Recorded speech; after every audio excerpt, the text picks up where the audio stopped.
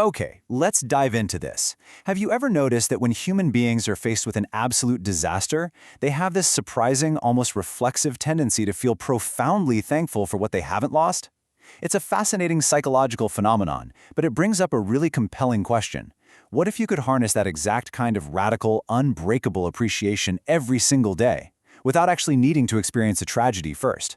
Well, that's exactly what we're going to unpack in today's explainer. We're going to look at how ancient thinkers essentially cracked the code on experiencing unbreakable joy right in the middle of our modern chaos. So first up, let's talk about the gratitude trap and exactly why modern methods just kind of fail us. You know the drill. We're constantly told by self-help gurus that gratitude is the ultimate life hack. The message is everywhere, right? Just buy a fancy gratitude journal, list 5 things you're thankful for every morning, or fill up a little glass gratitude jar and poof, your life magically transforms. But let's be brutally honest for a second. When you're going through a genuinely hard time, maybe a brutal breakup, a scary financial crisis, or a devastating personal loss, forcing yourself to write down, "I'm thankful for my morning coffee," feels incredibly hollow. It almost feels like you're lying to yourself. Acknowledging the silver lining is a super delicate balancing act, because if we completely fail to acknowledge the horribleness of horrible things, our forced positivity just sounds empty. It's totally disconnected from reality. I mean, seriously, I want to challenge you directly with this. Have you ever actually tried writing in a gratitude journal while your life is actively falling apart? It usually doesn't work. Conventional gratitude completely fails us here. In fact, it often backfires. We end up feeling guilty for complaining because logically we know that others have it worse, but we still feel deeply miserable. We go through the motions of saying thank you, but our baseline perspective, it hasn't changed one bit. And the reason these modern methods fail is actually deeply rooted in our biology. It's the adaptation trap. Human beings are totally wired for adaptation. We get used to the good things in our life so incredibly quickly that we begin to take them for granted almost immediately. I mean, you can write down that you're grateful for your health 100 days in a row on a passive checklist, but that creates a very flimsy kind of gratitude. The moment real adversity strikes, that fragile thankfulness just shatters into a million pieces, all because it hasn't fundamentally changed how you view the world. Which brings us to a really profound shift in perspective. The Katrina paradox, finding light in total loss.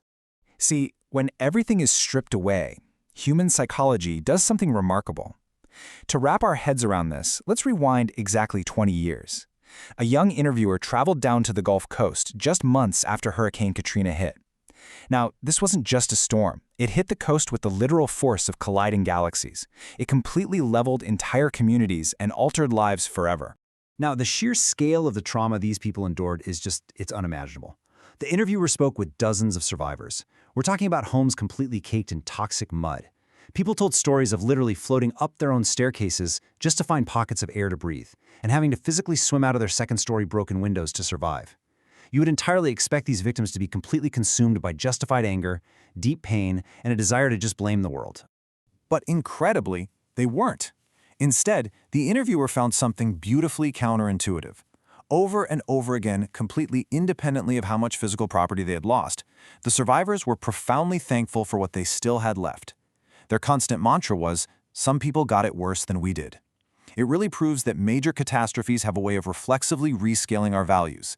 It strips away all the superficial nonsense and forces us to appreciate the absolute bare essentials of existence.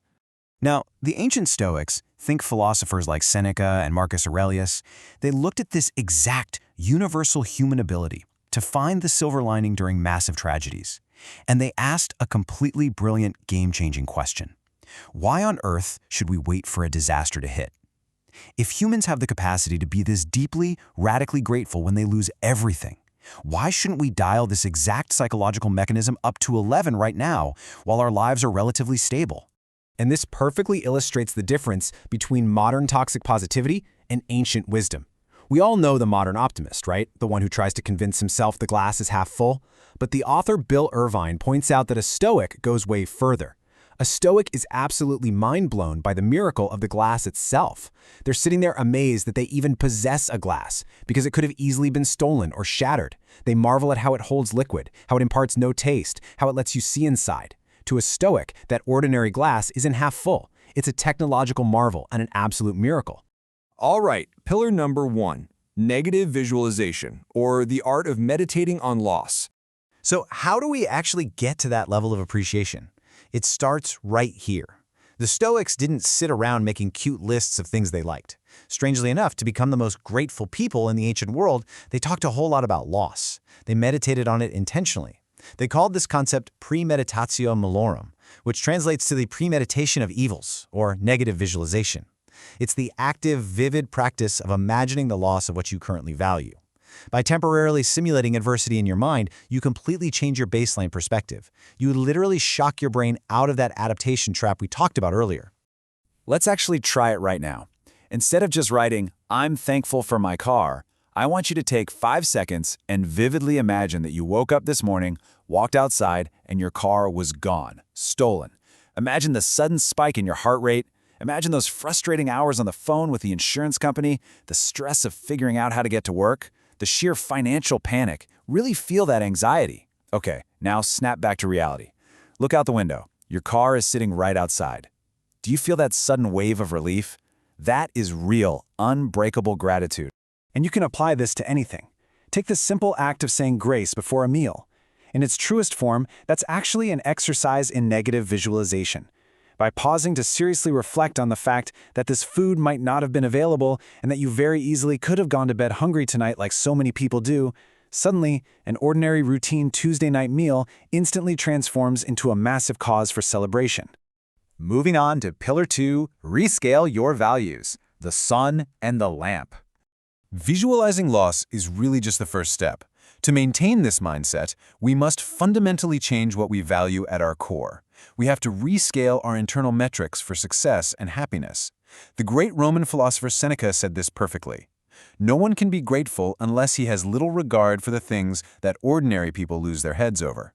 The Stoics believe that all these external things, your money, your social status, your followers, even your physical comfort, are just tiny drops of honey lost in the vast Aegean Sea when compared to the absolute massive value of your internal character. Seneca used this beautiful comparison. He said that your virtue, your character, is like a blazing sun. Meanwhile, all your daily pains, your hurts, your lost luggage, your bad days at work, those are just a little lamp.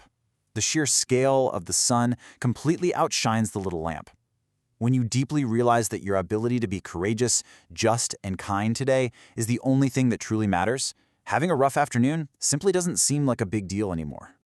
I want to deliver a direct challenge to you right now. Think about your mindset this week.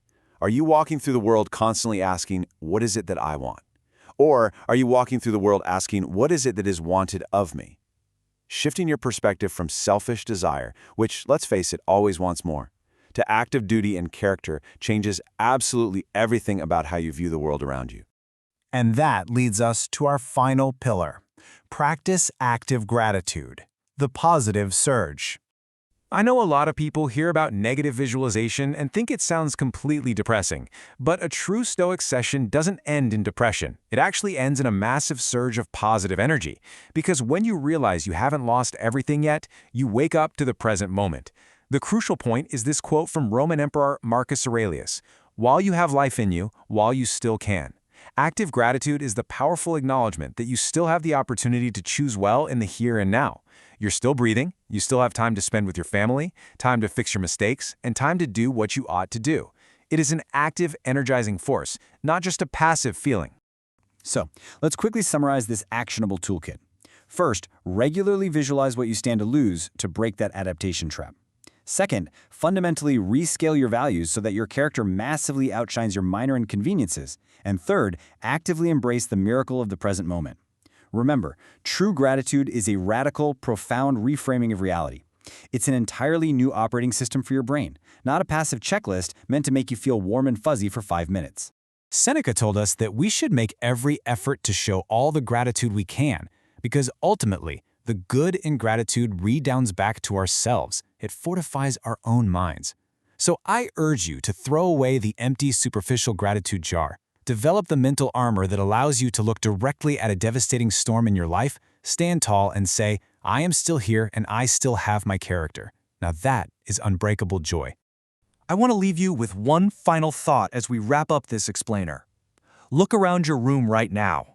With this new Stoic lens securely in place, what ordinary, everyday glass of water in your life are you going to choose to be absolutely amazed by today? Take this ancient wisdom, step back out into the modern chaos, and start marveling at the miracles right in front of you.